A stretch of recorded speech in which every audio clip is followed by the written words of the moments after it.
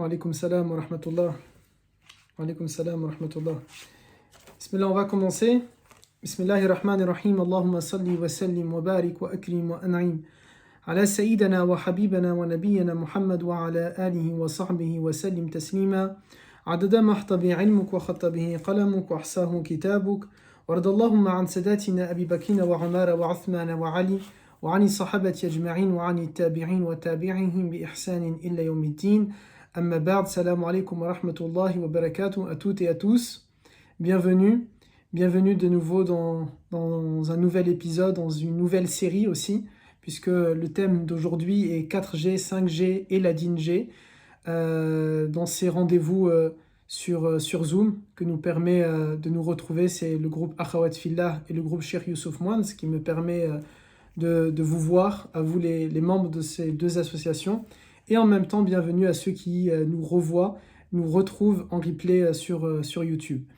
Alors le thème d'aujourd'hui, 4G, 5G et la DIN-G, alors ce point d'interrogation, pourquoi ce thème-là? On peut se poser la question, se demander pourquoi j'ai choisi de mettre ce thème-là. Moi-même, pour être franc avec vous, lorsque je l'ai choisi, je me suis posé la question, est-ce qu'on comprend réellement ce que j'essaye de dire, ce que j'essaye de transmettre, ce que je veux pointer du doigt lorsqu'il y a ce thème-là? Et je me suis dit, c'est bien, parce qu'au moins il y aura de la curiosité, et cette curiosité, elle peut amener justement les uns et les autres à écouter cette intervention, puisqu'elle sera en deux parties, celle-ci et la prochaine, pour comprendre qu'est-ce que la DIN-G et qu'est-ce que j'entends par la DIN-G, de manière à pouvoir l'appliquer. Parce que lorsqu'on est intéressé par le sujet, lorsqu'on est piqué de curiosité sur un sujet qui nous intéresse, on a d'autant plus envie, et vous le savez mieux que moi, on a d'autant plus envie ensuite de l'appliquer au quotidien et dans notre vie. Et c'est vraiment le but que je veux faire lors de ces interventions, comme les différents intervenants qui viennent et qui interviennent avec le groupe Akhawat Fillah et le groupe de Cheikh Youssouf Mouane. Le but étant que ce ne soit pas juste des cours pour faire des cours, mais le but étant de donner des cours et qu'on puisse en tirer des enseignements, qu'on puisse les appliquer dans notre quotidien, et c'est quelque chose qui est nécessaire et très important. Parce qu'aujourd'hui, on aura l'occasion d'y revenir tout à l'heure dans cette séance. Aujourd'hui, on a accès au savoir islamique de manière assez simple, assez large, mais souvent, ce sont des thématiques qui vont être résumées en 1 minute, en 30 secondes, en quelques phrases, alors qu'elles nécessitent énormément d'élaboration, elles nécessitent de l'approfondissement, elles nécessitent beaucoup plus de réflexion. Mais subhanallah, c'est ainsi, dans un monde où tout doit aller vite, où on veut aller vite, eh bien on en est arrivé jusqu'au stade où finalement, même les enseignements de notre religion, on va les résumer en des notions très basiques, très simplistes, et ça a mené quoi? Ça a mené tout simplement à une déconnexion avec notre religion. Ça a mené au fait qu'on n'est plus sur la même longueur d'onde, ça a mené au fait qu'on n'est plus en train d'avancer au même rythme que notre foi, ou plutôt au même rythme que Allah Azza wa Jal attend des uns et des autres, de nous, de vous, de moi, tout simplement. Alors le thème, c'est pas, quand on parle de DIN-G, n'est pas de se dire je vais me connecter à Allah Azza wa Jal, parce que ce thème-là, se reconnecter à Allah Azza wa Jal, se connecter à Allah Azza wa Jal, c'est un thème que j'ai énormément traité au fur et à mesure des différentes interventions que vous pouvez retrouver sur les replays sur la chaîne YouTube. Donc le but n'était pas de parler de se connecter à Allah Azza wa Jal, et d'autant qu'on en a parlé le mois dernier, au mois d'octobre, lorsqu'on a dit j'ai Allah et son prophète alayhi salam pour psy. On a parlé dans la première partie lorsqu'on parlait de Nabi, et dans la deuxième partie, lorsqu'on a parlé de Allah Azza wa Jal, qu'il est nécessaire et important de se connecter à Allah Azza wa Jal. Et au fur et à mesure des différentes interventions également qu'on a fait ensemble, ou que j'ai eu l'honneur d'animer ici sur Zoom avec les deux associations précitées, on a énormément parlé, j'ai énormément évoqué ce concept pour moi qui est important et qui m'est cher, le fait de parler avec Allah Azza wa Jal, de communiquer avec Allah Azza wa Jal, de demander à Allah Azza wa Jal, et non pas simplement au travers de la dua, mais faire de Allah Azza wa Jal un confident, faire de Allah Azza wa Jal, pardonnez-moi cette expression, mais un meilleur ami, faire de Allah Azza wa Jal cette personne, cet être, plutôt, et non pas personne, pardon, mais cet être suprême à qui je suis en train de m'adresser, à qui je suis en train de me confier, à qui je suis en train de raconter tout simplement ma journée, mes états d'âme, mes émotions, mes craintes, mes peurs, mes envies. C'est quelque chose qui est important. Mais tout ça, c'est la partie se connecter à ce réseau qui est directement lié à Allah Azza wa Jal. Ici, la dinjé, c'est autre chose. C'est se connecter à notre religion, à la religion d'Allah Azza wa Jal. Se connecter à cette foi qu'Allah Azza wa Jal nous a honorée. Comment? Et qu'est-ce qu'on entend du coup par la dinjé? Tout d'abord, le premier point, c'est de se connecter à la communauté musulmane. Et c'est quelque chose qui est nécessaire et important. On parle de Ummah, et ce terme, on l'utilise de manière maintenant assez rapide. On parle de la Ummah islamia, la Ummah musulmane, la communauté musulmane, les frères et les sœurs musulmans. On parle, c'est-à-dire c'est assez simpliste, c'est assez rapide comment on est en train d'évoquer ce thème-là. Or, et c'est quelque chose qui est important, la Ummah, elle signifie une famille. Et donc, une famille, vous savez, dans la famille, surtout quand elle est grande, on ne voit pas toujours les cousins, les cousines, ou les tatas, les tontons. Et j'avais eu l'occasion déjà de dire, très souvent, ce qui se passe dans beaucoup de familles, c'est que la personne qui va rassembler toute la famille, c'est la grand-mère, et on se retrouve tous chez la grand-mère une fois par semaine, par exemple, mais lorsqu'elle décède et que les différents tontons et tatas sont à leur tour devenus des grands-pères ou des grands-mères, eh bien tout simplement leurs enfants et leurs petits-enfants ne vont plus se retrouver chez une personne de la famille, mais chacun chez leur propre grand-mère. Et finalement, la famille est disloquée de cette manière-là, il y a un éloignement. C'est pas forcément un reproche, parfois il y a des familles qui sont immenses, qui sont très grandes, très nombreuses, et du coup c'est compliqué, surtout si les logements ne sont pas adaptés à recevoir tout ce monde-là. Et du coup, à juste titre, on peut se dire, la communauté musulmane, elle aussi, elle est grande. Comment on peut faire? Comment on va faire pour tous se retrouver et tous se connecter les uns aux autres? Et pourtant, c'est quelque chose qui est important pour que je me sente membre de cette fraternité, membre de cette confrérie, membre de cette sorésité, je crois, on dit quand c'est pas une confrérie de frères, mais une sisterhood au niveau des sœurs. C'est quelque chose qui est important. Comment je peux faire pour me connecter à la religion? Eh bien, l'un des points qui est important à mes yeux, c'est tout simplement de faire un système qu'on a déjà tous connu lorsqu'on était au collège ou au lycée, un système de correspondants. Il faut que je relève un défi, que je me donne ce défi de trouver des sœurs et des frères, donc dans mon cas par exemple des frères, et dans votre cas, si c'est les sœurs qui m'écoutent, de trouver des sœurs qui sont un peu partout dans le monde.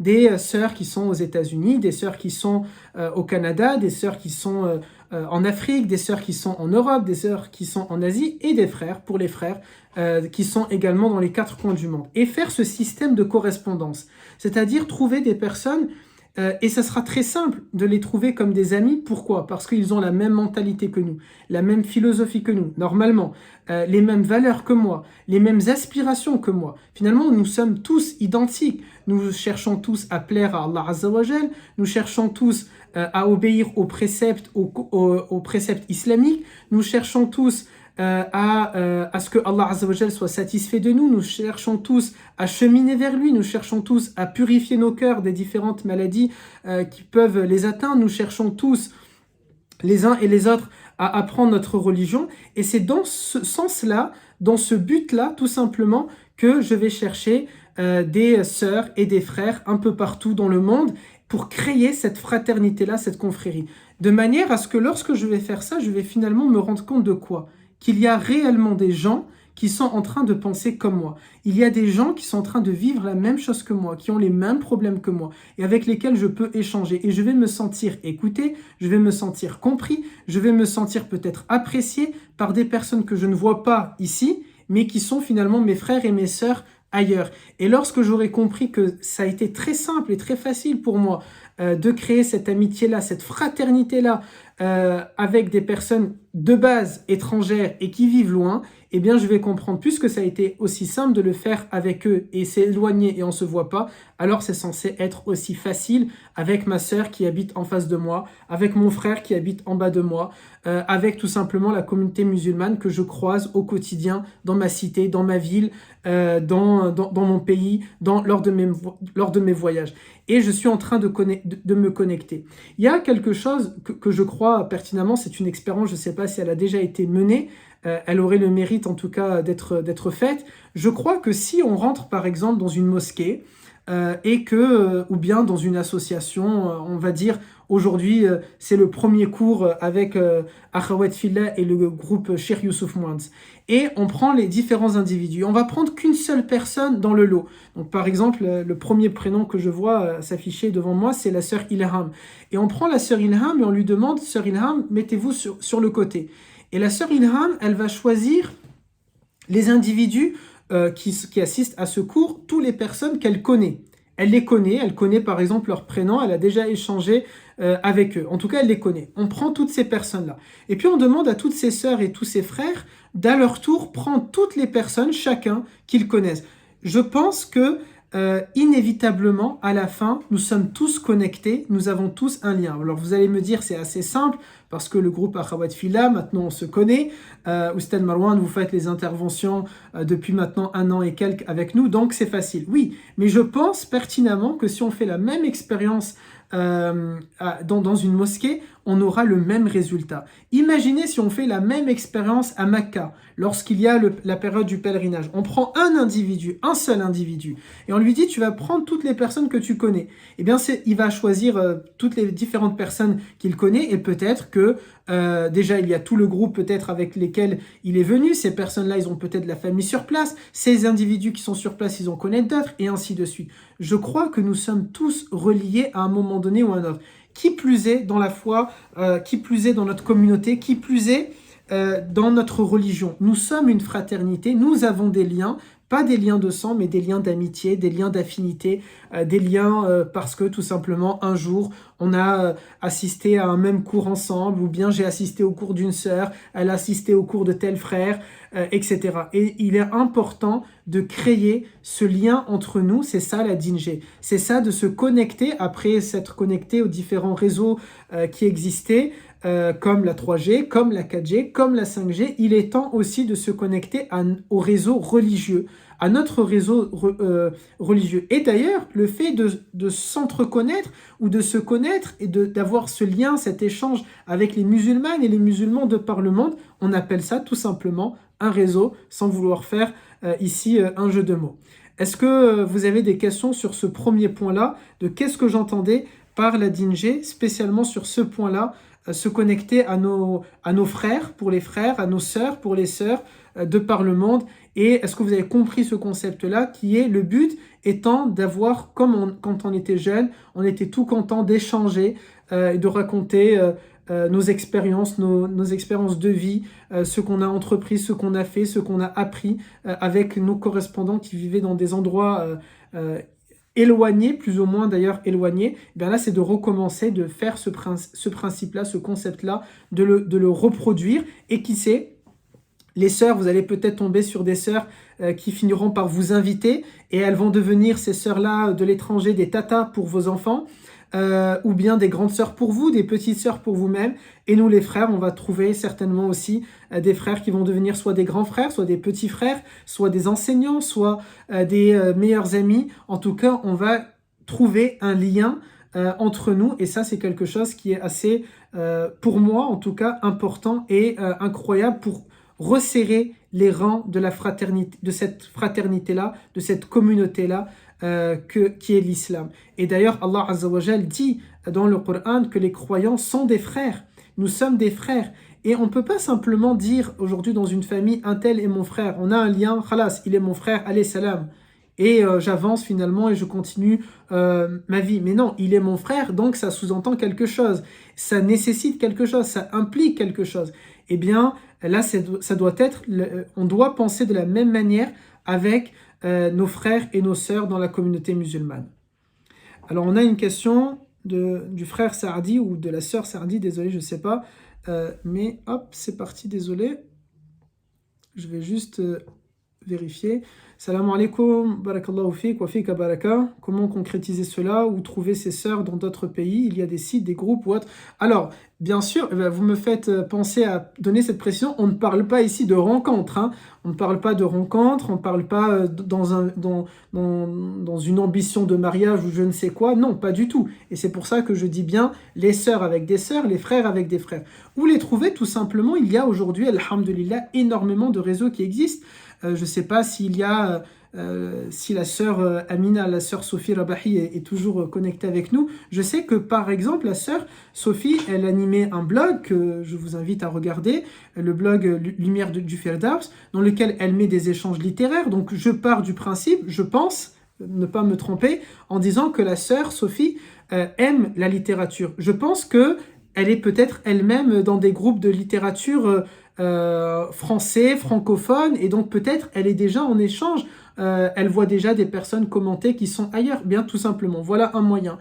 Si ce sont des personnes si vous êtes des personnes qui sont, je sais pas, inscrits dans les cours de tel institut, et dans cet institut-là, il y a des personnes qui viennent du monde entier, ben vous avez là l'occasion de trouver des sœurs ou des frères, pour les frères, dans cet institut-là. Vous avez également sur Facebook des pages que vous aimez, que vous suivez. Vous avez des personnes que vous suivez peut-être sur YouTube. Vous pouvez regarder les personnes qui like, qui commentent, qui partagent. Vous avez là peut-être le moyen de trouver des personnes qui vous ressemblent et qui ont les mêmes idées que vous.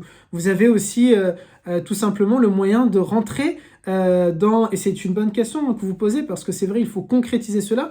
Vous avez peut-être le moyen d'adhérer, de rentrer dans une jama'a, dans ce qu'on appelle une tariqa, une halaqa, une da'wa, un groupe spirituel dans lequel vous allez peut-être avoir des membres qui sont dans votre ville et aussi en dehors, à l'étranger ou dans d'autres endroits sur votre continent ou en dehors de ce continent-là. Et donc voilà quelques pistes pour réaliser ce but-là, ce principe-là, et ça va commencer petit à petit. Vous allez peut-être avoir dans votre entourage des amis qui ont des connaissances à l'étranger. Peut-être même vous avez vous-même de la famille qui est à l'étranger et que vous n'êtes pas en contact avec eux. Très souvent, on entend, je le vois ici avec mes élèves, souvent qui vont me dire « Ah, mais j'ai de la famille au Canada ». Et quand je demande « Mais qui est cet ami-là? Qui est ce membre de ta famille ?» Il ne sait pas vraiment, mais il a entendu dire qu'il a de la famille dans tel endroit ou tel endroit. Et bien voilà un moyen de se reconnecter. Ça peut passer également par des membres de notre famille. Ce n'est pas forcément des étrangers purs et simples. Je crois qu'il y a une autre question, ce sera... Comme ça, je prends la dernière question sur ce thème-là et ensuite on peut avancer le deuxième point. Et si il vous reste des questions, n'hésitez pas à la fin. Wafi Kabaraka, la sœur Sarah, pas de problème. Et on a le frère ou la sœur qui nous demande, c'est vraiment particulier. Moi, ça fait 2 mois que je fais partie d'un groupe qui s'appelle DAQ Dar al-Qur'an, qui font la lecture du Qur'an. Elles sont très bien organisées, j'ai l'impression de faire partie d'une deuxième famille. Bah voilà, tout simplement, vous avez pour vous trouvé différentes sœurs à travers le monde qui lisent en plus et qui sont liées avec vous, avec ce lien spirituel de la lecture du Qur'an. Voilà, vous voyez, donc pour toutes les sœurs qui voulaient avoir une autre piste, bah, je ne sais pas si la sœur, le cerf de Qur'an que vous avez et qui est universel, est-ce qu'il est ouvert, pas ouvert? Je vous laisse... le préciser, ça peut être un moyen. Vous avez même ici, avec le groupe Akhawat Fillah, qui est un excellent exemple, puisque il me semble dans le groupe Akhawat Fillah, quand je regarde sur le fil Telegram ou bien sur le fil WhatsApp, on voit des numéros qui ne sont pas que en France. On voit des numéros d'Algérie, je vois des numéros du Maroc, il me semble. Il y a, je crois, des frères et des sœurs des Comores. Donc il y a déjà, vous voyez, plusieurs personnes qui viennent d'ailleurs, et voilà quelques pistes pour commencer. Pas forcément avoir une sœur ou un frère qui vient de Manhattan ou de Toronto, mais vous pouvez aussi avoir des frères et des sœurs qui viennent de Casablanca ou d'Alger ou de Tokyo ou bien de, je sais pas, une ville en Suisse ou en Allemagne, peu importe. Khair Inch'Allah. Un autre point pour se connecter à notre religion, pour activer ce que j'appelle la din-g, c'est il me faut en fait connaître ma religion. Et pour connaître, c'est un bon moyen de se connecter à notre religion, c'est de connaître ma religion. Et pour connaître ma religion, eh bien je veux faire cet appel que j'appelle tous à l'école. Tous à l'école, c'est-à-dire on doit tous apprendre notre religion. On doit tous retourner dans les bancs de la fac pour apprendre notre religion. Alors quand je parle de fac, c'est une image, c'est une métaphore. Il ne s'agit pas de s'inscrire forcément dans la faculté de votre ville, mais c'est tout simplement apprendre notre religion. Et là, en fait, il vous suffit d'acheter un cahier, vous partez à Carrefour ou à Casino, sans vouloir les citer, et vous achetez tout simplement un cahier de brouillon ou un cahier d'une marque, peu importe la qualité du papier. Achetez-vous un cahier et mettez en note sur la première page toutes les thématiques dans la religion, toutes les matières, toutes les sciences islamiques qui vous intéressent. Par exemple, le Coran, le Hadith, la Sunna, la vie du prophète, je sais pas, les écoles juridiques, les sciences, le tafsir, le khawatir du Coran, la aqida, la sharia, al-maqasid, ça peut être les maladies du cœur, la vie des prophètes, la vie des compagnons, des tabi'in, des atba'a tabi'in, ça peut être également, je sais pas, les péchés, ça peut être la confiance en soi, ça peut être la méditation, ça peut être... il en existe tellement.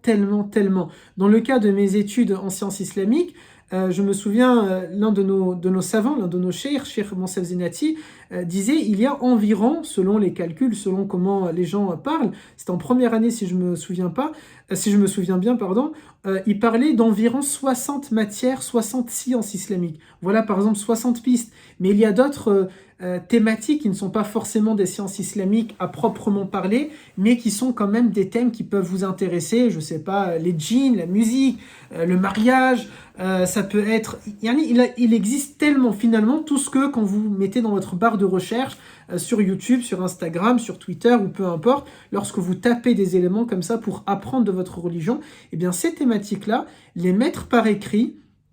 Et ensuite, vous allez vous donner cet objectif. Ok, je vais choisir une des thématiques là qui me plaît. Vous voyez, comme quand on part à l'école et on s'inscrit en fac d'économie si l'économie nous plaît. Et bien là, vous avez toutes ces thématiques-là et choisissez quelle faculté vous voulez vous inscrire. Est-ce que ça sera la fac de la sharia ou bien la fac de la aqida? Est-ce que ça sera la faculté qui s'appelle Sunna ou est-ce que ça sera la faculté qui s'appelle Qur'an? Peu importe. Et lorsque vous avez choisi la matière qui vous plaît, eh bien cherchez... vous tournez la page et vous allez mettre un chapitre Coran par exemple et chercher auprès de tous les savants que vous considérez comme étant compétents. Et là, c'est pas à moi de vous dire telle personne ou telle personne, mais les personnes que vous, déjà, vous comprenez leur manière de parler, la langue dans laquelle ils parlent, que vous croyez dans leurs compétences, que vous avez vu et vous avez confiance dans leur diplôme, vous avez confiance dans leur entourage, dans leur savoir, vous n'avez pas de doute. Référencez les différents éléments, les différentes personnes que vous faites confiance et regardez toutes ces personnes-là, qu'est-ce qu'elles racontent sur le sujet de votre choix, le sujet que vous avez choisi. C'est la deuxième page. Dans votre deuxième page, maintenant, vous avez référencé du coup toutes ces personnes-là dans lesquelles vous avez confiance, vous avez confiance. Et vous allez regarder, est-ce qu'ils ont traité ce sujet ou ils n'ont pas traité. Tous ceux qui ont traité le sujet, eh bien vous êtes maintenant, dans la troisième page, vous êtes en formation. Vous êtes retourné sur les bancs de la faculté, vous êtes de nouveau à l'école. Et là, bismillah, vous devez dévorer l'ensemble du contenu qui traite du sujet que vous avez choisi, avec les enseignants que vous avez choisis. Et tout le reste des pages, eh bien voilà votre cahier, vous pouvez maintenant l'appeler, cahier sur le Coran. Et vous avez entre les mains tout un cours, toute une matière, toute une science bien sûr qui est limitée par rapport à ceux que vous avez choisis. Mais khayr, Inch'Allah, c'est pas grave. Un jour, si vous trouvez un nouvel enseignant qui est compétent et qui traite de ce sujet-là, ou l'un des enseignants que vous suiviez et qui n'avait pas traité ce sujet et qui vient de le faire, vous pouvez agrémenter votre contenu, ce cahier-là. Et dans votre bibliothèque, vous avez dorénavant un cahier pour le Coran, un cahier pour le Hadith, un cahier pour la Sira, toutes les matières qui vous intéressent. Et peut-être, khayr, Inch'Allah, vous pouvez maintenant donner des cours sur ces points-là, ou bien vous pouvez enseigner à vos enfants, à votre entourage, vous pouvez commencer à faire da'wa à votre échelon, et surtout avec une certaine compétence. Cette compétence qui est, vous avez regardé de partout, vous avez bien compris le pour, le contre, les nuances, les divergences, et vous pouvez, pardonnez-moi l'expression est familière, mais recracher ce contenu-là, ressortir ce contenu-là sans rien rajouter, sans rien enlever. Et de cette manière-là, non seulement vous allez acquérir un savoir, vous allez acquérir une science, et vous répondez, et on répondra du coup à cette obligation que Allah Azza wa Jal nous donne dans l'islam, qui est que la recherche du savoir, elle est une obligation, nous sommes obligés d'apprendre, nous sommes obligés d'apprendre et de transmettre, premièrement. Et donc en faisant ça, nous sommes non seulement connectés à notre religion, parce que je suis en formation, deuxièmement, ça me permet de réaliser cet ordre divin et cet ordre prophétique, cet ordre religieux qui est de rechercher le savoir. Troisièmement, cela me permettra tout simplement de pouvoir transmettre à mon entourage ce contenu-là. Quatrièmement, ça me permet d'ouvrir ma réflexion, ma compréhension, de pouvoir faire apporter une nuance entre les différentes personnes que j'avais référencées sur ce thème-là. Je deviens quelqu'un qui est compétent. Est-ce que vous avez des questions sur ce point-là? Alors, je regarde si vous avez mis des questions.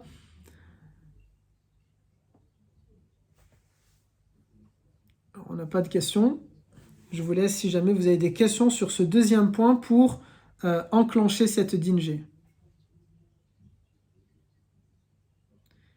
Parfait. Les cahiers spécial religion, les spéciales dînes. Bismillah. Alors, c'est une bonne question, comment trouver les bons profs. Wallahi, vraiment, c'est pour ça que je ne voulais pas m'aventurer quand je vous ai dit je vous laisse vous choisir parce que c'est quelque chose qui est compliqué de se porter totalement garant pour une personne. Mais selon moi, les bons profs, bien sûr, il y a des profs qui sont diplômés et d'autres qui ne le sont pas. On va y venir tout à l'heure justement sur ce point-là. Mais en priorité, les personnes qui sont diplômées, les personnes qui sont savantes surtout, qui sont savantes. Et c'est malheureux, du coup, j'enjambe sur le troisième point. Malheureusement, très souvent, on va regarder la personne aujourd'hui qui a le plus de followers plutôt que la personne qui a le plus de bagages scientifiques. Une personne qui va être par exemple diplômée de l'institut dans lequel je suis à Château-Chinon, elle aura peut-être 50 vues, 100 vues, 200 vues, alors qu'elle est savante. Et c'est malheureux, mais pour vous citer, parce que je ne peux pas donner une liste comme ça, mais pour vous citer simplement un des professeurs compétents, ou quelques-uns des professeurs qui sont compétents de l'USH, de Château-Chinon, vous prenez Cheikh Monsef Zenati, vous prenez Cheikh Larabi Béchéri, vous prenez ces deux personnes-là. Ils ne font pas des milliers de vues, ils ne font pas des millions de vues. Sauf si je me trompe, mais il ne me semble pas qu'ils aient 200 000 abonnés, 300 000 abonnés, 500 000 abonnés. Et pourtant, je peux vous assurer, et c'est là où Oustad Marwan, que vous connaissez maintenant depuis 1 an et quelques pour certains, qui vous l'affirme, qui vous le confirme, ce sont des savants et des savants compétents qui appartiennent, comme Cheikh Larabi Béchéri, qui appartient au comité mondial des ulama. Mondial. C'est pas un petit personnage. Il appartient au comité mondial des savants. Il est un expert dans plusieurs domaines, notamment dans tout ce qui va être l'économie ou les règles d'héritage. Vous prenez Monsef Zenati, qui est l'un des meilleurs spécialistes de la sira en France. Cheikh Monsef Zenati, et d'ailleurs lui-même, il ne se fait même pas appeler Cheikh Monsef Zenati. Vous voyez, il va simplement se faire appeler Monsef Zenati. Mais c'est un savant. Et l'un des meilleurs dans la sira en France. À ma connaissance, il est pour moi un expert dans la sira ici en France. Et pourtant, qui est-ce qu'on va regarder? Très souvent, les gens, ils vont aller regarder des personnes qui ne sont pas forcément compétentes, juste parce que, barakallahu fik, Sœur Sarah, c'est exactement comme ça qu'on le note, Monsef Zenati. Je vous mettrai ensuite, si vous voulez, l'épellation pour Cheikh Larabi Béchéri, ou si quelqu'un peut le faire. Mais c'est assez simple de trouver, si vous tapez tout simplement les enseignants de l'IESH, vous pouvez facilement du coup les retrouver. Vous avez d'autres personnes qui sont incroyables, vous avez Cheikh Mohsin Ngazou par exemple, vous avez comme ça des personnes qui sont très compétentes, qui connaissent énormément leur sujet, qui sont diplômés, mais malheureusement on ne va pas les écouter, les suivre, parce que peut-être, oui, il n'y a pas des effets spéciaux derrière leurs vidéos, il n'y a pas exactement comme ça, Sœur Sarah, peut-être qu'il n'y a pas d'effets spéciaux, il n'y a pas 2 millions de followers, 100 000 followers, mais il ne faut pas regarder le nombre de followers, parce que si on regarde le nombre de followers, Allah Azza wa Jal a moins malheureusement de followers que Shaitan.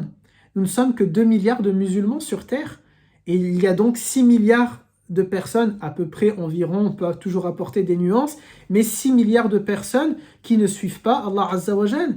Il y a 6 milliards de personnes qui n'ont pas choisi de suivre Mohammed, fils de Abdallah, alayhi salatu salam. Il y a 6 milliards de personnes qui n'ont pas choisi de suivre le conte qui s'appelle Coran. Il y a 6 milliards de personnes qui n'ont pas choisi tout simplement d'adopter les valeurs, les principes, les préceptes, les principes généraux, tout ça de l'islam, tout simplement parce que nous sommes que environ 2 milliards de croyants, et encore, et vous le savez comme moi, et encore, il y a un grand ménage à faire dans ces 2 milliards de personnes, et Dieu sait, Allah Azza wa Jal sait pertinemment, sait très très bien, et mieux que nous-mêmes, que dans les 2 milliards, il n'y a pas que des croyants. Mais malheureusement, il peut y avoir aussi de l'hypocrisie, il peut y avoir un islam simplement culturel et non pas avec conviction, etc. etc. Et donc Dieu sait que c'est pas le nombre de followers. Et d'ailleurs, à chaque fois dans le Coran, vraiment à chaque fois, et c'est pour ça que la méditation du Coran est très importante, la réflexion du Coran est très importante. On a fait énormément d'interventions sur ça, toute une playlist que vous avez sur ma chaîne YouTube autour du Coran, qui sont des interventions que j'ai fait avec le groupe Akhawat Fillah et le groupe Cheikh Youssouf Mouand, qui sont des vidéos dans lesquelles je parle et je mets l'accent sur le fait que la réflexion du Coran est une obligation. On a l'obligation de méditer sur le Coran, de tirer des enseignements du Coran, et on n'a pas l'obligation d'apprendre le Coran. Or aujourd'hui, l'accent est mis sur l'apprentissage et non pas sur la réflexion. Je le vois à Montpellier avec mes élèves, très souvent les parents insistent pour que leurs enfants apprennent le Coran, mais ils n'insistent pas tellement ou tant sur le fait qu'ils comprennent le Coran. Et à un moment donné, on a un décalage, tout simplement. Nous avons des personnes, et peut-être autour de vous, vous le voyez, mais il y a énormément d'exemples où il y a des personnes qui sont des hafid al-Qur'an, qui sont des huffaz, qui connaissent le Coran, mais qui tournent mal, qui finissent mal, qui ont un comportement désagréable, mauvais, aux antipodes de ce qu'ils portent dans leur cœur, malheureusement parce qu'ils ont simplement retenu, appris, mais ils n'ont pas compris. Et donc, dans ces différentes interventions, je parlais de la méditation et de la compréhension du Coran. Eh bien, Allah Azza wa Jal, à chaque fois qu'il va évoquer un nombre peu, c'est pour parler de ceux qui suivent, des croyants. Qalilan, ils sont peu à comprendre, peu à obéir, peu à ceci. Et à chaque fois qu'il y a l'évocation de la quantité énorme, c'est pour parler de ceux qui ont désobéi. Mais nombreux sont ceux qui ne suivent pas, nombreux sont ceux qui n'écoutent pas, nombreux sont ceux qui ne réfléchissent pas, nombreux sont ceux qui se sont égarés, nombreux sont ceux qui cela. Donc il ne faut pas regarder le nombre qui suit, le nombre de followers, quand vous cherchez ces enseignants qui sont compétents, mais regardez leurs compétences directement. Il faut regarder tout simplement leur bagage scientifique. Est-ce qu'ils sont diplômés ou ils ne sont pas diplômés, premièrement. Ça peut être également, est-ce qu'ils sont suivis par des personnes et non pas par des comptes virtuels. Vous prenez certains, par exemple, certains guides spirituels, certains enseignants qui ont autour de eux, et parfois pas que dans leur ville, mais ailleurs, ils vont avoir des personnes qui sont en train de... qui les suivent, vous voyez. Je ne sais pas, vous prenez Cheikh Rajab Tib, par exemple. Non seulement c'est un savant, mais si on oublie la casquette savant, c'est une personne qui a un guide spirituel, qui a des élèves un peu partout dans le monde, qui a des comités, des gens qui sont là, qui le suivent, qui l'accompagnent au quotidien. Et bien là, on peut se dire, cette personne-là, elle est de confiance parce que, masha'Allah, il y a beaucoup de personnes, et pas que dans sa ville, pas que dans son pays, un peu partout, qui sont en train de le suivre, de l'écouter, de l'accompagner, de traduire ses enseignements, etc., etc. Et donc là, ça peut vous donner quelques pistes. Et puis surtout, et c'est pour ça que je ne voulais pas donner une grande liste de noms, parce que c'est toujours polémique, tout simplement, c'est à vous de regarder et de vous dire, est-ce que je suis à l'aise avec ce que j'entends là? Est-ce que cette personne-là, elle est simplement en train de véhiculer une idée? Est-ce qu'elle jette tout simplement, vous savez, sur Twitter, on a un nombre de caractères qui est limité. Aujourd'hui, l'islam est devenu une espèce de Twitter, c'est-à-dire que sur YouTube, c'est comme maintenant, alors que c'est pas le cas, mais on a l'impression que sur YouTube, on nous a limité en nombre de mots, et donc il faut dire que très très peu. Non, lorsqu'on veut apprendre de la manière que je viens de dire, lorsqu'on veut apprendre de cette façon-là, apprendre en profondeur, il faut, bien sûr, on peut passer parfois par quelques vidéos qui sont courtes, mais on a aussi besoin, et c'est nécessaire et important, aussi de faire des cours qui sont beaucoup plus en profondeur. Tous ceux qui sont allés à la fac parmi vous savent pertinemment qu'on ne peut pas remplacer le cours lorsqu'on est sur place dans un cours magistral ou en TD, ça n'a rien à voir, c'est pas pareil que simplement avoir résumé le cours de l'amphithéâtre en 2 paroles ou simplement sur une feuille. C'est même pas nécessaire pour passer un examen. Lorsqu'on veut passer un examen, on ne résume pas sur une seule feuille Bristol, un cours qui a duré peut-être 1 an ou semestriel. On a besoin de plusieurs feuilles Bristol à la limite. Eh bien, l'islam ne peut pas se résumer en 2 minutes. Certaines thématiques ne peuvent pas se résumer en quelques minutes. Et c'est aussi ça, retourner à l'école, ce concept de tous à l'école, ça nécessite, oui, un long travail pour identifier les personnes dans lesquelles je crois, les personnes que je veux écouter. Et c'est aussi souvent important de choisir les personnes qui vivent ce que je vis, c'est-à-dire des personnes qui sont dans une société occidentale, parce que vous et moi, nous sommes des occidentaux. Et donc, on a besoin d'écouter des personnes qui viennent du monde occidental ou qui comprennent la réalité du monde occidental parce qu'ils y ont vécu un certain nombre d'années. Alors, prioriser les thématiques pour répondre à la sœur Sarah, pas forcément, parce que ce qui est prioritaire pour moi ne l'est pas forcément pour vous. Et donc, je pense que tout est prioritaire. Toutes ces thématiques le sont. C'est vraiment, ça dépend. Une personne, par exemple, je ne sais pas, elle envisage de se marier. Pour elle, oui, ça sera une priorité, ce thème-là. Une personne qui envisage d'avoir un enfant ou qui est enceinte, une sœur qui est enceinte, un homme, un frère qui va bientôt être papa, c'est la priorité pour lui, c'est de savoir comment il est censé éduquer son enfant. Et donc, pour lui, sa thématique prioritaire, ça sera l'éducation. Aujourd'hui, quelqu'un qui ne sait pas, par exemple, prier, ça sera la prière. Quelqu'un qui ne connaît pas les bases de sa religion, ça sera l'une des différentes bases de la religion. Et donc, oui, à la priorisation, mais du coup, il n'y a pas une priorisation exclusive. C'est à chacun d'entre nous, tout simplement, de faire. Et moi, je crois beaucoup dans les méthodes éducatives nouvelles, alternatives. Vous savez, je pense par exemple que Idriss Aberkan qui disait que son plus grand regret, ça a été l'école française. Moi, je ne crois pas que c'est mon plus grand regret, au contraire. Mais bien sûr, tout peut être changé et tout peut être réformé. Et je me souviens d'un ami qui avait fait cours dans une école primaire. Et dans cette école-là, c'était une méthode éducative expérimentale. L'expérimentation, c'était qu'en fait, il y avait dans la bibliothèque de la classe, il y avait les différents chapitres et matières qui allaient être étudiés dans l'année. Donc vous aviez par exemple une étagère, c'était les mathématiques, vous aviez les différents fascicules, tous les chapitres de mathématiques. Vous aviez une étagère qui était l'économie, enfin je sais pas, le français par exemple, la géographie, l'histoire, etc. Et c'est l'élève qui choisit son rythme, c'est-à-dire qu'il arrive en classe, et il prend, je ne sais pas, le chapitre 50 ou le chapitre 2, peu importe. Et ensuite, il le fait, il a validé, hop, c'est bon, c'est fini. C'est marqué dans son dossier scolaire qu'il a validé ce point-là. Et donc, chacun apprend à son rythme. Eh bien, l'islam, c'est exactement pareil selon moi. Oui, il y a des choses qui sont nécessaires, importantes et de base. Il faut bien sûr les acquérir avant d'aller plus loin. Mais sinon, tout le reste, c'est à nous tout simplement de choisir qu'est-ce qu'on veut étudier avant ou pas avant. Par exemple, le groupe Akhawat Fillah et le groupe Cheikh Youssouf Mouanz vous proposent différentes interventions dans la semaine. C'est à vous de choisir lesquelles vous voulez prendre ou de les prioriser. Sur ma chaîne YouTube, vous avez différentes vidéos. Ce sera à vous de choisir laquelle est prioritaire par rapport à une autre. Vous voyez, chacun finalement choisit ce qu'il souhaite et ce qu'il veut faire.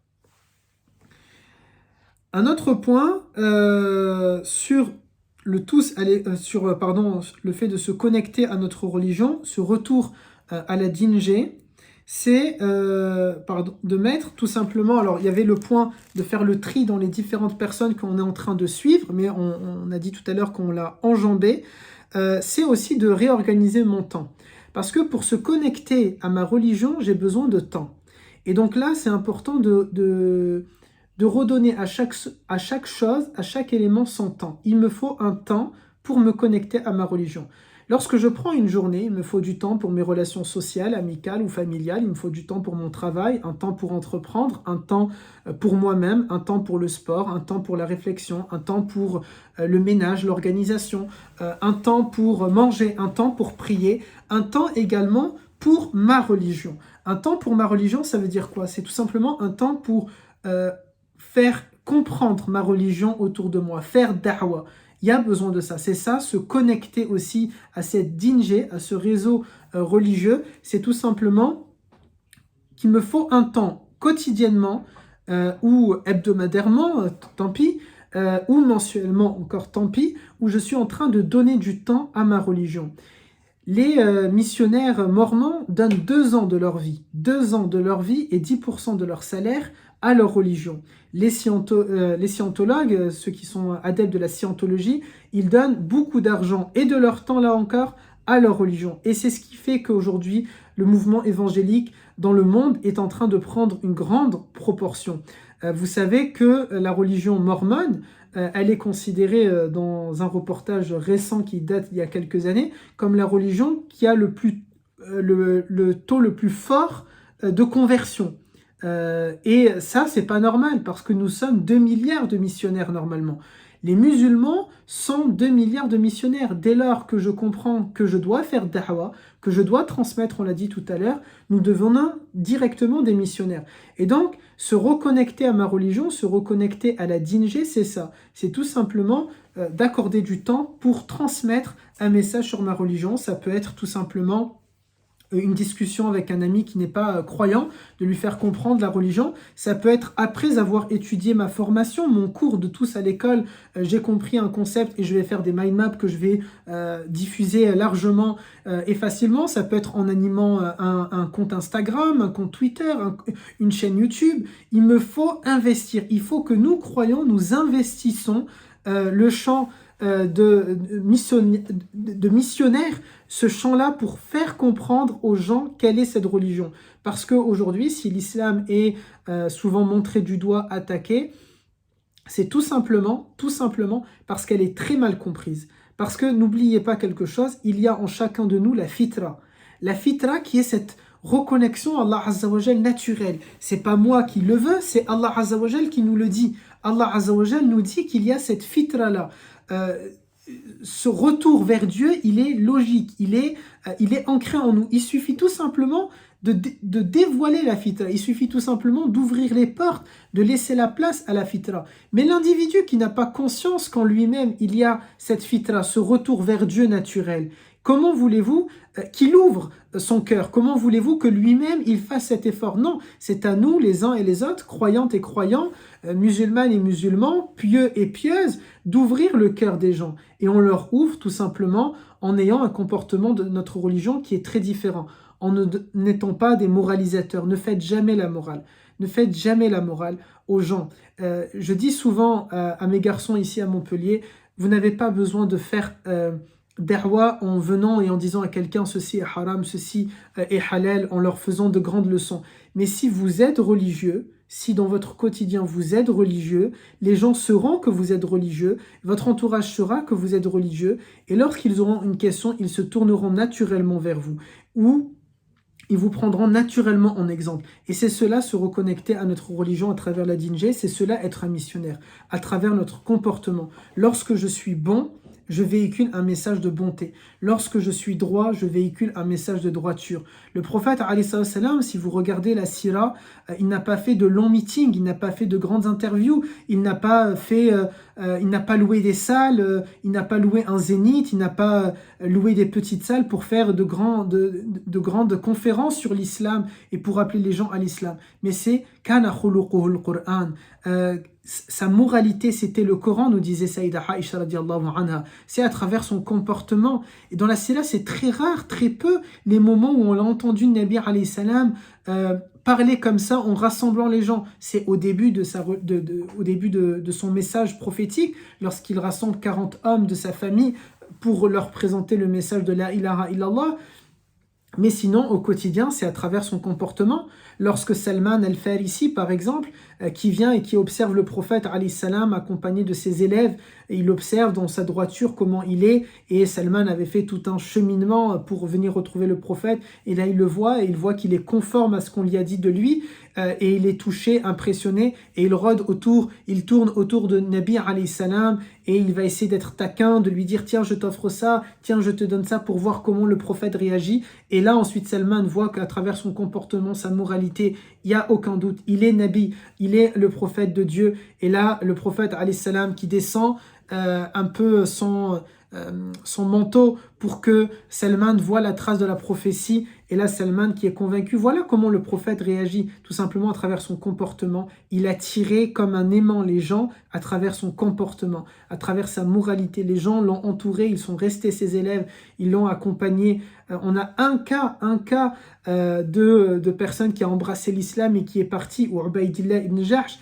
l'un des rares apostats, à ma connaissance, je ne veux pas dire de bêtises, mais il me semble qu'il n'y a que lui, peut-être 2, 3, 4, 5 maximum. Et d'ailleurs, lorsque Abu Sufyan part à Al-Quds, le gouverneur de la région de Palestine va lui dire, est-ce qu'il y a plus de gens qui rentrent dans la religion ou de gens qui la quittent? Et Abu Sufyan, qui n'est pas musulman, il s'avoue vaincu, il dit non, ils sont plus nombreux à le suivre. Et là, le gouverneur voit ça comme un des signes de la prophétie de Nabi alayhi salam. Et donc, il me faut, pour réaliser tout ça, il faut du temps que je donne à ma religion. Du temps en tant que missionnaire. Alors bien sûr, c'est pas en forçant les gens, c'est à travers ce que je viens de dire là. Si votre enfant, si vous êtes une étudiante, un étudiant, si vous êtes le meilleur de votre promo, vous aurez forcément un étudiant, une étudiante qui va vous dire « Mais comment tu fais pour être le meilleur ? C'était compliqué. » Et là, vous pouvez dire « Parce que je suis religieux. » Et l'islam me demande d'être au meilleur de moi-même. L'islam m'appelle à un principe qu'on appelle al-itqan, la perfection, et c'est pour ça j'essaye de viser ça. Je ne le suis pas, mais j'essaye de viser ça. Si vous êtes la maman la plus impliquée dans l'éducation de votre enfant, ou le père le plus impliqué dans l'éducation de votre enfant à l'école primaire, vous aurez tôt ou tard l'enseignant ou le directeur qui va vous dire « c'est rare de trouver des parents qui sont comme ça, vraiment bravo madame untel ou monsieur untel ». Et là vous pouvez dire, là vous pouvez mettre la religion, là vous pouvez dire « c'est normal, je suis religieux, je suis orthodoxe, je pratique ma religion et l'islam me demande de veiller à l'éducation de mon enfant ». Lorsque vous répondez comme ça à l'étudiante, l'étudiant, au prof, ils sont en train de se dire « waouh ». Mais c'est fou, parce que j'ai vu plein de musulmanes, de musulmans, ils ne m'ont jamais dit ça, ou ils ne réagissent pas comme ça. Là, maintenant, ils font la part des choses entre les religieux et ceux qui se réclament de la religion. Et c'est pour ça, lorsque vous avez un bon comportement et qu'il est remarqué, dites « parce que je suis religieuse, parce que je suis religieux, parce que je suis orthodoxe, parce que je pratique ma religion. » Et c'est pour ça que je fais ça. Et au cours de ma vie, les différentes personnes qui ont embrassé l'islam et qui m'ont demandé j'ai des parents hostiles, comment je peux faire, je leur disais toujours la même chose. Ne dites pas que vous êtes musulman. Attendez qu'ils vous disent hey, tu as changé de comportement, tu n'es plus le même. Tu es là de dire mieux ou moins bien, papa ou maman. Et là, lorsqu'ils vont vous dire non, beaucoup mieux, je sais pas, tu as arrêté les drogues, tu as arrêté de te saouler, tu as arrêté d'être mauvais, tu as arrêté d'être un délinquant, ou bien tu es beaucoup plus instruit, ou bien tu es beaucoup plus entreprenant, ou bien tout ce que l'islam nous appelle, tu es beaucoup plus juste, tu es beaucoup plus libre, tu es beaucoup plus équitable, tu es beaucoup plus généreux, tu es beaucoup plus chari, etc., etc. Lorsque les parents vont remarquer ça chez leur enfant, c'est là où c'est le moment de dire « Papa, maman, parce que je suis un croyant ». Parce que j'ai embrassé l'islam, parce que je suis orthodoxe, parce que je suis religieux. Et c'est pareil de partout. Lorsque vous êtes au travail, si le patron et soyez le meilleur des employés, vous voyez, lorsqu'on a la photo, le meilleur employé du mois, devenez le meilleur employé du mois, ou devenez le meilleur patron que vos employés ont eu. Et lorsqu'on va vous dire, mais j'ai jamais eu un patron comme vous, ou j'ai jamais eu un élève comme vous, j'ai jamais eu un employé comme vous, là vous pouvez dire, parce que je suis religieuse, parce que je suis religieux, parce que je suis orthodoxe, parce que je pratique ma religion. Et là, vraiment, sincèrement, et je le crois, peut-être, Allahu A'lam, c'est Dieu qui va guider. Nous ne sommes que des sababs, que des causes. Mais je crois profondément que c'est le moyen un jour, à un moment donné, ils vont réfléchir, ils vont se dire, mais j'ai déjà rencontré quelqu'un qui s'est prétendu, qui s'est déclaré être religieux. Alors, être orthodoxe, c'est quoi? C'est être sunnite, tout simplement, puisque les sunnites sont, en français, on parle d'orthodoxe, et j'aime ce terme-là d'orthodoxe parce que au-delà d'être sunnite, être orthodoxe signifie aussi pratiquer sa religion. Pas en étant un ultra-orthodoxe, tout simplement, être orthodoxe, c'est être religieux, c'est pratiquer sa religion et ne pas avoir sa religion que comme une culture. Parce qu'aujourd'hui, beaucoup de musulmans ont la religion en tant que culture, je ne les juge pas, mais je préfère considérer, je crois en tout cas, qu'on a besoin d'être musulman par notre pratique, et c'est ça l'orthodoxie. Lorsqu'un orthodoxe, qu'il soit chrétien, juif, musulman ou bouddhiste, l'orthodoxe, c'est quelqu'un qui pratique sa religion, qui essaye en tout cas de pratiquer sa religion, et ça c'est important, parce que Dieu sait que dans notre communauté, on a beaucoup de gens qui parlent de religion, mais qui ne pratiquent pas leur religion. C'était Hassan al-Banna, rahimahullah, qui refusait de répondre à ses élèves, ou encore l'imam Shafi'i, s'ils ne prient pas, par exemple. Vous voyez, c'est-à-dire s'ils ne sont pas finalement orthodoxes, s'ils ne sont pas en train de pratiquer leur religion. Voilà 3 éléments pour pratiquer notre religion, pour se reconnecter à la Din-G, après la 3G, la 4G, la 5G. Il est temps de passer maintenant à la Din-G avant d'obtenir tous la 6G. Inch'Allah, il est important pour nous d'avoir tout simplement ce lien-là avec notre religion. Alors, je vais répondre aux questions que vous avez, et la semaine prochaine, pas la semaine prochaine, pardon, j'ai oublié la date, mais vous aurez l'affiche qui sera mise sur vos différents réseaux, sur vos différents groupes. Restez connectés, ou bien abonnez-vous à mon Instagram Oustad Marwan, et je mettrai également l'affiche et la date pour la deuxième partie de cette intervention-là, 4G, 5G et maintenant la Din-G. Alors je vais répondre à vos questions. Hop, pardon.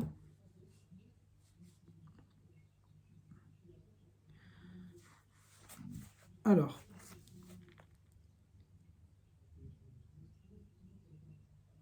c'est vrai que ça peut porter à confusion, orthodoxe, mais vraiment, si on le définit littéralement, orthodoxe, c'est être sunnite.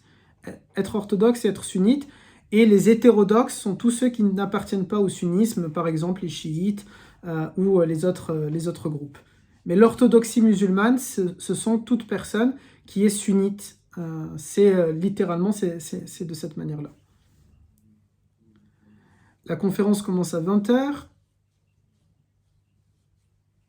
Et je crois qu'il n'y a pas d'autres questions. N'hésitez pas si vous avez Wafikum Baraka. Avec grand plaisir. En espérant que ça vous a été utile, que ça vous a intéressé, que ça vous a plu. Désolé s'il n'y avait pas l'heure sur l'affiche. C'est ma faute, c'est pas la faute du groupe. C'est vrai que c'est moi qui ai fait l'affiche et j'ai pas mis l'heure. Pour la fois d'après, Inch'Allah. Oui, vous pouvez voir le replay tout simplement sur ma chaîne YouTube. Vous aurez le replay normalement d'ici quelques heures, Inch'Allah. Je peux vous mettre le lien si vous voulez, plutôt le nom de la chaîne.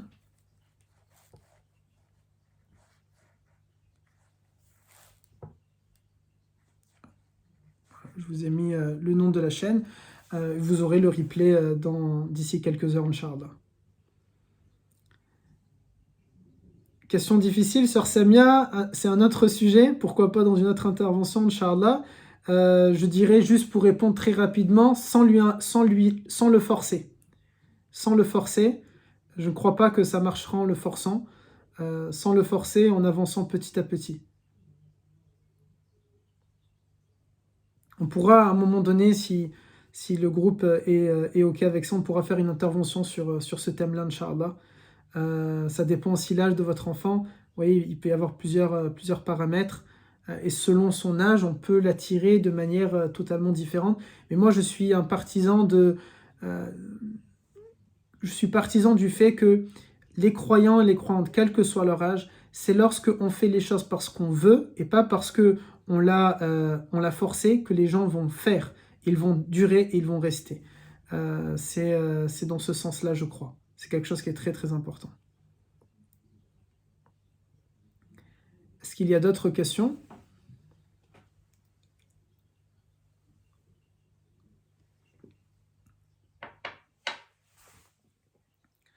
Alhamdulillah. Alors on va pouvoir clôturer s'il n'y a pas d'autres questions. Puisse Allah Azza wa Jal nous permettre de nous réformer. Puisse Allah Azza wa Jal nous permettre de cheminer vers lui. Puisse Allah Azza wa Jal nous permettre de nous réconcilier avec lui, avec notre religion et avec notre foi.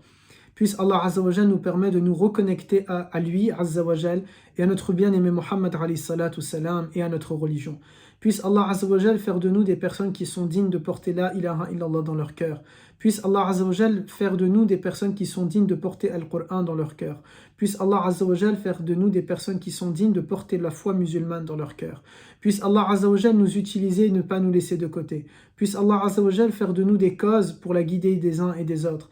Puisse Allah Azza wa Jal faire de nous des personnes qui sont à la hauteur d'être des témoins pour les uns et pour les autres. Puisse Allah Azza wa Jal faire qu'à travers notre regard, à travers notre parole, à travers notre sourire, à travers notre moralité, à travers notre comportement, on a pu faire goûter à la ilaha illallah aux uns et aux autres. Puisse Allah Azza wa Jal nous épargner d'être de ceux qui ont quitté ou tourné le dos à la religion musulmane. Puisse Allah Azza wa Jal nous permettre d'être de ceux qui peuvent expliquer avec les mots justes, avec pédagogie, avec sérieux, avec connaissance, ce qu'est la ilaha illallah. Puisse Allah Azza wa Jal faire que la solution à tous les maux, à tous les problèmes que connaît notre patrie, notre pays, puisse sortir des uns et des autres qui sont des croyantes et des croyants. Puisse Allah Azza wa Jal faire que l'islam apporte les solutions aux différents problèmes que notre société, que notre pays, que notre culture, que notre patrie peut connaître. Puisse Allah Azza wa Jal faire que les musulmans apportent les solutions et n'apportent aucun problème. Puisse Allah Azza wa Jal faire que les musulmans sont ceux qui apportent la paix et n'apportent pas le désordre. Puisse Allah Azza wa Jal faire de nous des personnes qui vont réconcilier et non pas des gens qui vont semer la discorde et le désordre. Puisse Allah Azza wa Jal faire de nous des personnes qui appellent à l'unité et qui n'appellent pas à la division. Puisse Allah Azza wa Jal être des personnes, puisse Allah Azza wa Jal faire de nous des personnes qui répandent le salam comme la manière comme nous nous saluons les uns et les autres avec assalamu alaikum. Puisse Allah Azza wa Jal faire que nous sommes des personnes qui répandent le salam et non pas des personnes qui répandent la guerre. Puisse Allah Azza wa Jal faire de notre communauté une communauté savante, une communauté instruite, une communauté qui connaît parfaitement sa religion dans les moindres détails et dans les grandes lignes sur certains sujets. Puisse Allah Azza wa Jal nous faire aimer l'apprentissage de notre religion, nous faire aimer la transmission de notre religion. Puisse Allah Azza wa Jal faire de notre communauté une communauté qui est en action, une communauté qui entreprend, une communauté qui se réforme, une communauté qui comprend, une communauté qui se remet en question. Puisse Allah Azza wa Jal nous permettre d'être à la hauteur des attentes que notre patrie a de nous et aux attentes que lui Azza wa Jal a de nous et aux attentes que notre bien-aimé alayhi salatu salam a de nous. Puisse Allah Azza wa Jal nous permettre d'être une communauté qui est fraternelle, qui est unie, une communauté qui est soudée, qui s'entraide. Puisse Allah Azza wa Jal nous permettre d'être à l'image de certaines associations, de certains groupes, de certaines communautés. Lorsqu'on les cite en exemple en disant ils sont unis, ils sont ensemble, ils s'entraident. Puisse Allah Azza wa Jal nous permettre de réaliser ça à l'échelle de la Ummah musulmane. Puisse Allah Azza wa Jal nous permettre de rencontrer des sœurs et des frères qui sont corrects, des frères et des sœurs qui sont sérieux, des frères et des sœurs qui ont les mêmes idées que nous, des frères et des sœurs qui sont religieuses et religieux. Puisse Allah Azza wa Jal nous permettre d'être une communauté où enfin on pourra nous citer en disant il y a des religieux et des religieuses, comme aujourd'hui dans la communauté chrétienne on parle de religieuses et de religieux. Puisse Allah Azza wa Jal nous permettre à nous aussi qu'on puisse nous identifier à travers notre comportement, notre moralité, nos valeurs comme étant des êtres qui sont des religieux et des religieuses. Puisse Allah Azza wa Jal nous permettre d'être de ceux qui cheminent vers lui et jamais vers ceux qui s'éloignent de lui. Puisse Allah Azza wa Jal nous permettre d'être de ceux qui portent dans leur cœur un amour profond et éternel pour lui Azza wa Jal. Puisse Allah Azza wa Jal nous permettre de tomber amoureux de notre foi, de notre religion. Puisse Allah Azza wa Jal nous permettre de tomber profondément amoureux de notre bien-aimé prophète alayhi salatu salam, de devenir des passionnés de notre prophète alayhi salatu salam, des grands défenseurs dans notre comportement de ce qu'était le prophète alayhi salatu salam, des grands défenseurs dans notre philosophie de ce qu'était le prophète alayhi salatu salam, des grands défenseurs dans nos valeurs de ce qu'était le prophète alayhi salatu salam. Puisse Allah Azza wa Jal nous permettre de pouvoir nous rendre auprès de sa tombe et de pouvoir le saluer de vive voix, Inch'Allah. Puisse Allah Azza wa Jal nous permettre de vivre musulman, de mourir musulman, d'être ressuscité musulman. Puisse Allah Azza wa Jal nous permettre de cheminer vers lui et de monter dans les degrés et dans les grades, de dépasser le stade de l'islam pour arriver à celui de l'iman, la croyance, et de dépasser ce stade-là pour arriver à celui de l'ihsan. Puisse Allah Azza wa Jal être satisfait de nous, être satisfait de ceux qui nous ont permis de nous retrouver, de nous rassembler, et puisse Allah Azza wa Jal descendre sur nous de la quiétude, de la sérénité, de la compassion, de l'émotion. Puisse Allah Azza wa Jal faire qu'il y ait que solution et qu'il n'y ait pas de problème. Allahumma amin, amin, amin, amin, ya Rabbal Alamin. Et puisse Allah Azza wa Jal exaucer les différentes invocations que vous souhaitez. Et Dieu sait ce que vous voulez. Et Dieu sait ce qu'il y a dans votre cœur. Puisse Allah Azza wa Jal vous répondre favorablement tant que ces invocations-là, elles sont un bienfait pour vous. Allahumma amin, amin, ya arhamar rahimin, ya Rabbal Alamin. Subhanak Allahumma wa bihamdik. Nashhadu an la ilaha illa ant. Nastaghfiruka wa natubu ilayk. Subhana rabbika rabbil izzati amma yasifun. Wa salamun ala al-mursalin. Walhamdulillahi rabbil alamin. Bonne soirée à vous, bon appétit pour ceux qui n'ont pas mangé. Et à bientôt, insha'Allah. Jazakumullahu khayran. Salam alaikum wa rahmatullah.